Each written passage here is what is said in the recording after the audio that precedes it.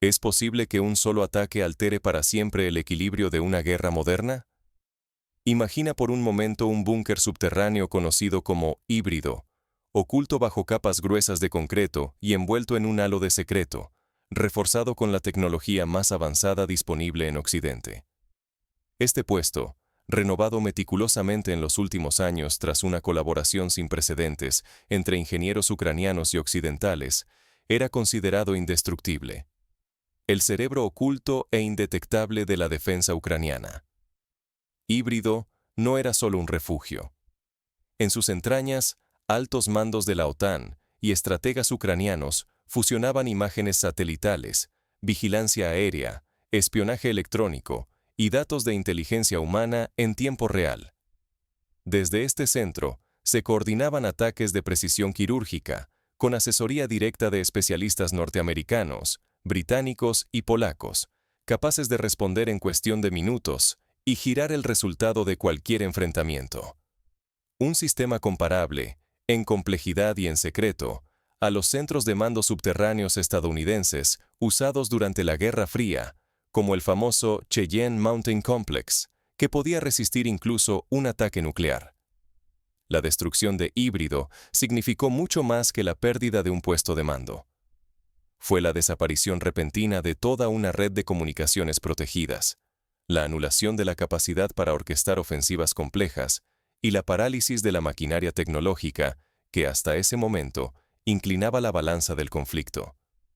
Un ejemplo histórico de un golpe semejante fue el bombardeo aliado sobre la central telefónica de Berlín en 1945, que dejó a los mandos alemanes aislados y descoordinados en los momentos más críticos. El riesgo era extremo.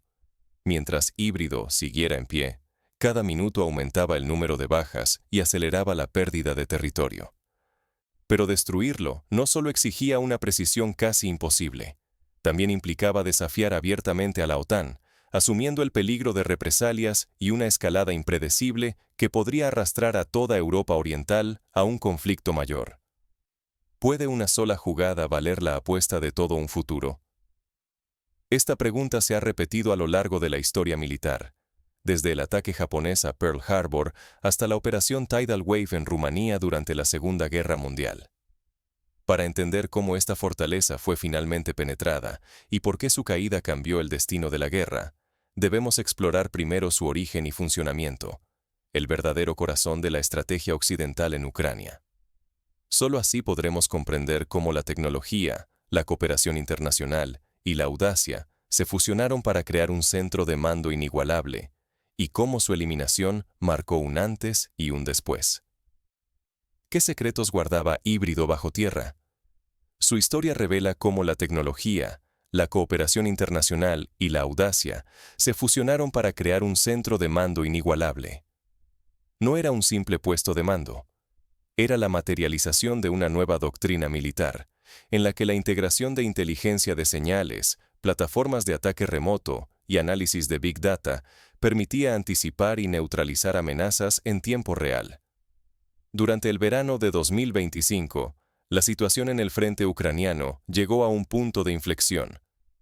El verano había terminado, pero algo esencial se fracturó en la manera de luchar.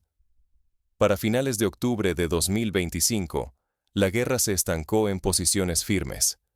Ningún bando lograba avances visibles, aunque bajo la superficie, la pugna por el dominio tecnológico alcanzaba su máxima tensión. Similar a las trincheras de la Primera Guerra Mundial, donde el frente se congeló durante años, en Ucrania el estancamiento era apenas superficial. La verdadera batalla se libraba en el ciberespacio y en los cielos, con cada bando buscando la ventaja decisiva.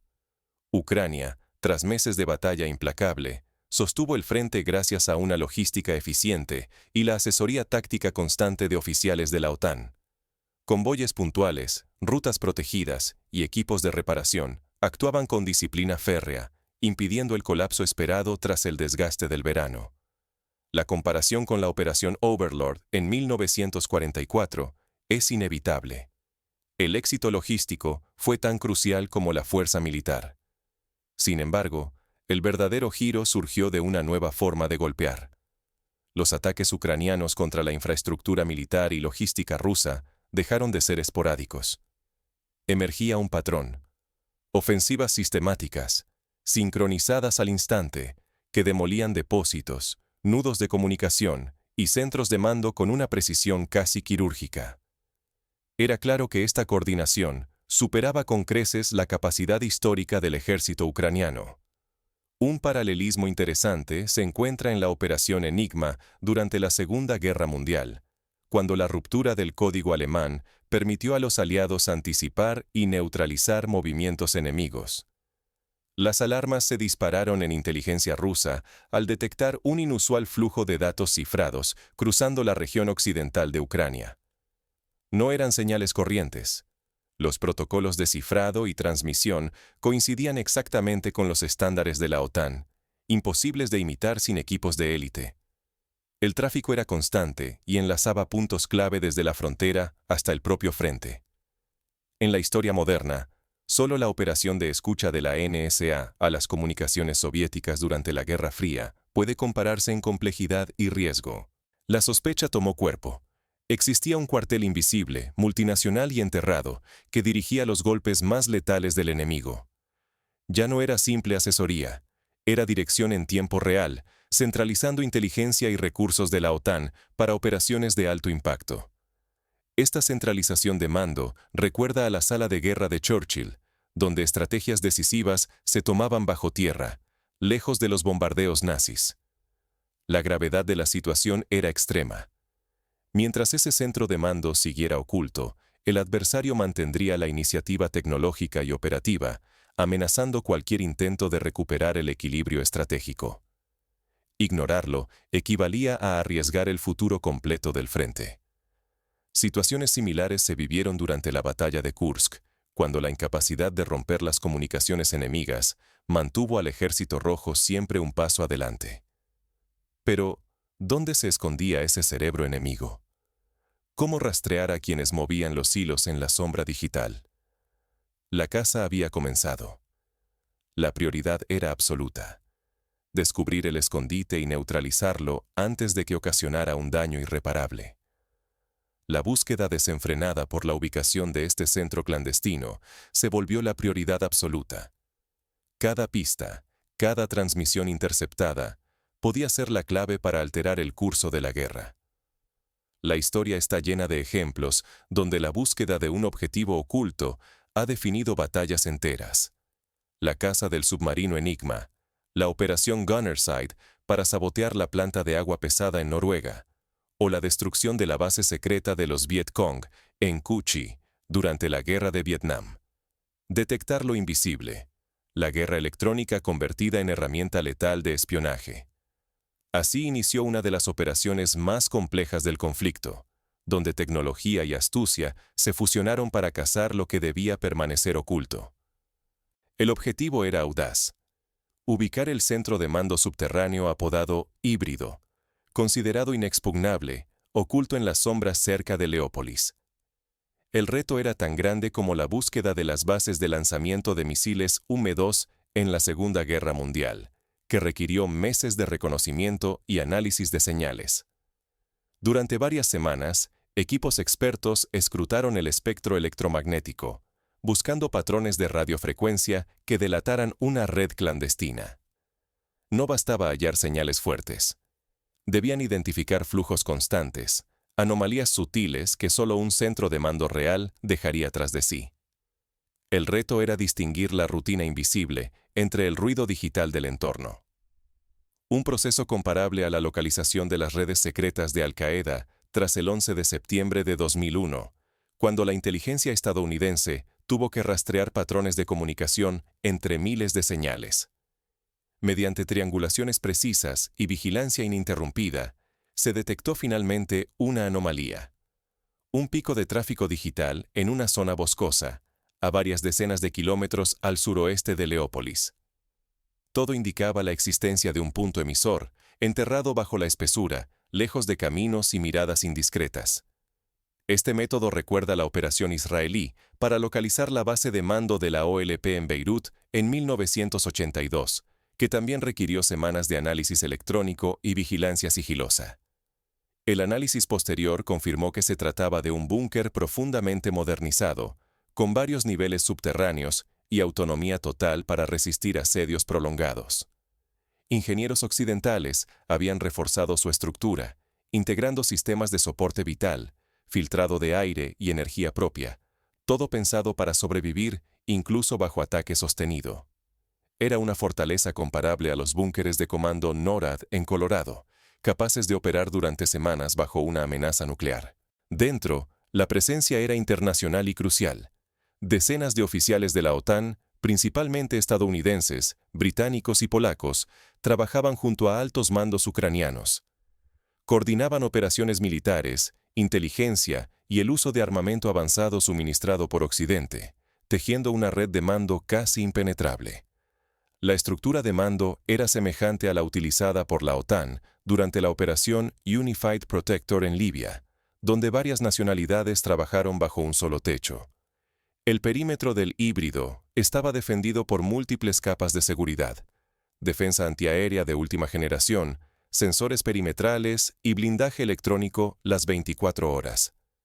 Cada acceso era vigilado, cada posible anomalía, analizada sin descanso. El nivel de protección alcanzaba estándares similares a los de la base de Cheyenne Mountain durante los años más tensos de la Guerra Fría, donde cada entrada estaba sellada y protegida contra ataques de cualquier tipo. Toda la información recabada alimentó el archivo clasificado híbrido, un dossier minucioso que describía la arquitectura del búnker, la composición del personal, los protocolos de emergencia y la interconexión con aliados externos. Este archivo fue tan detallado como los compilados por la inteligencia aliada antes del desembarco en Normandía, donde cada detalle podía significar la diferencia entre el éxito y el fracaso. Pero la tensión era máxima. Cualquier error podía activar las alarmas, cerrar la ventana de oportunidad y poner en peligro a los agentes infiltrados. Aquí, el margen de error era nulo. El siguiente movimiento debía ser quirúrgico. Los responsables de la operación tenían en mente la Operación Jericó de la Segunda Guerra Mundial, donde la precisión y el sigilo determinaron el éxito del bombardeo a la prisión de Amiens. El plan final exigía precisión absoluta y un factor sorpresa que ningún sistema de defensa pudiera anticipar. Solo una opción quedaba sobre la mesa: recurrir a la velocidad devastadora de un ataque hipersónico. El precedente más cercano en la historia reciente fue el uso de misiles Tomahawk contra búnkeres en Irak durante la Operación Tormenta del Desierto, aunque la velocidad y penetración de los hipersónicos es muy superior. Saber la ubicación exacta del objetivo no basta. ¿Qué clase de arma podría destruir lo indestructible, sin provocar una reacción global incontrolable? La pregunta recuerda a los debates en la Casa Blanca durante la crisis de los misiles en Cuba, donde cada decisión tenía el potencial de desencadenar una guerra mundial. El búnker conocido como híbrido no es simplemente un refugio subterráneo, sino una fortaleza diseñada para resistir lo impensable. Sus 5 niveles están custodiados por gruesos muros de hormigón armado, camuflados bajo más de 60 metros de tierra compacta. La defensa externa es un entramado de anillos, misiles antiaéreos, sensores y vigilancia permanente por drones. Ni asaltos masivos ni incursiones de élite tienen posibilidad alguna. El objetivo fue construido precisamente para resistir cualquier asalto convencional.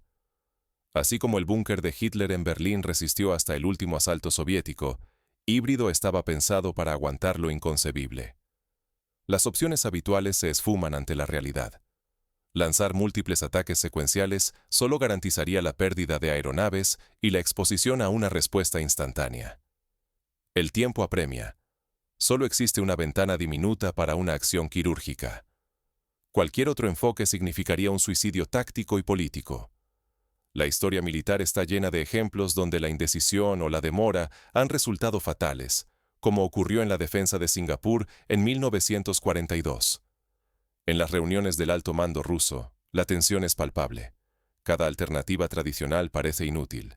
Solo una carta queda sobre la mesa: el misil hipersónico Kinzhal.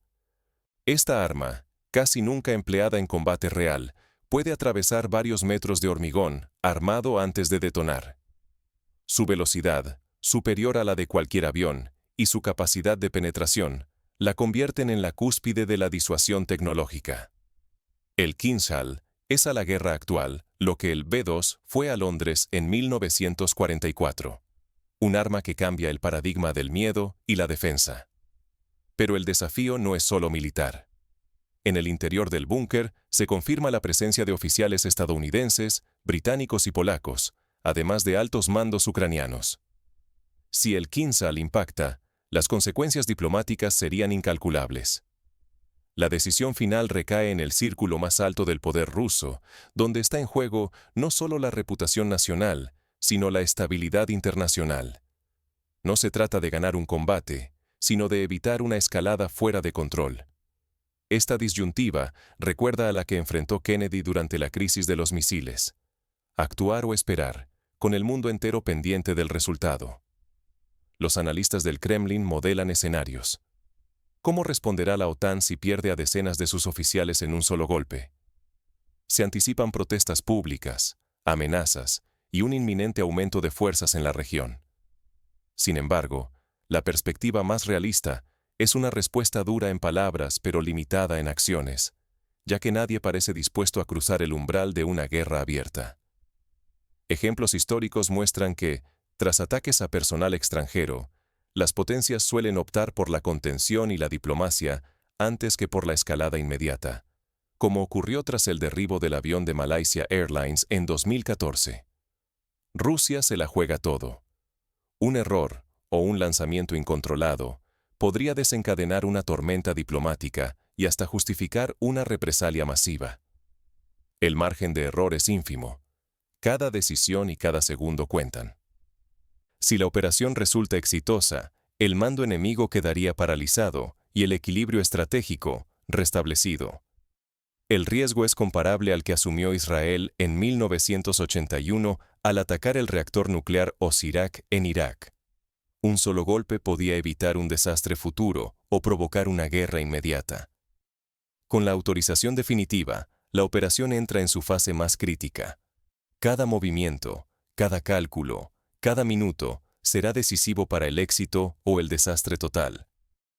Los equipos de lanzamiento repasan protocolos, los satélites espía monitorean cada movimiento y los operadores electrónicos preparan la supresión de defensas aéreas enemigas. La coordinación es máxima. Un solo error y el secreto se esfumaría, arruinando meses de preparación. Mientras los preparativos avanzan, la tensión alcanza su punto máximo bajo el silencio absoluto de la noche. Todo está listo para el ataque que podría redefinir el curso de la guerra. Un paralelo claro. La noche anterior al desembarco en Normandía, cuando cada soldado, cada general, sabía que el destino de la guerra dependía de las próximas horas. Solo faltaban minutos para definir el destino de una guerra y de decenas de altos mandos. Esa noche, la tensión era casi insoportable. Los espías en tierra confirmaron que toda la cúpula militar enemiga, incluyendo oficiales de la OTAN y del alto mando ucraniano, se había reunido en el búnker más protegido cerca de Leópolis. Saber que todos los cerebros detrás de los ataques estaban en un único punto habría una oportunidad mínima, pero letal. Un momento similar se vivió en la Operación Valquiria, cuando los conspiradores alemanes intentaron eliminar a Hitler y su alto mando de una sola vez. En cuanto llegó la señal definitiva, todo el engranaje se activó. Aviones de combate despegaron en la penumbra, desplegando contramedidas electrónicas para cegar el radar enemigo. Al mismo tiempo, desde una ubicación clasificada, fue lanzado el misil hipersónico Kinzhal. Una lanza imparable, capaz de ajustar su curso y viajar a más de 12 veces la velocidad del sonido. Su trayectoria fue monitorizada en tiempo real desde centros de control en Moscú y Crimea, con oficiales de alto rango siguiendo cada segundo del vuelo. Los operadores ucranianos, alerta ante cualquier anomalía, esa noche solo vieron silencio. La guerra electrónica borró el cielo de sus pantallas. Mientras tanto, el Kinzhal cruzó cientos de kilómetros de espacio hostil en minutos, perforando concreto reforzado y alcanzando el corazón del búnker a 60 metros bajo tierra. El impacto fue tan preciso que recuerda los ataques quirúrgicos contra refugios de mando iraquíes en 1991, que marcaron un antes y un después en la guerra tecnológica. El impacto fue inmediato y brutal. En menos de 5 segundos, sensores sísmicos registraron una explosión inusual en la zona exacta. Satélites espía enviaron imágenes térmicas confirmando el colapso de varias galerías subterráneas. Lo más revelador, el tráfico de comunicaciones militares ucranianas se apagó de golpe. La red quedó muda. La escena es semejante a la que vivió Londres durante el Blitz, cuando la caída de una central eléctrica dejaba barrios enteros incomunicados. Los primeros reportes de inteligencia hablan de caos absoluto, oficiales aislados, órdenes discordantes, incapacidad total de coordinar fuego o defensa. Por un instante, el enemigo quedó ciego y sin voz. La precisión quirúrgica del ataque aniquiló el centro de mando con una eficacia rara vez vista en la historia militar. Los analistas comparan este momento con la destrucción de la central de comunicaciones alemanas en la Batalla de las Ardenas, que desorganizó por completo la defensa enemiga. Sin embargo, en el cuartel general ruso, nadie respiraba aún.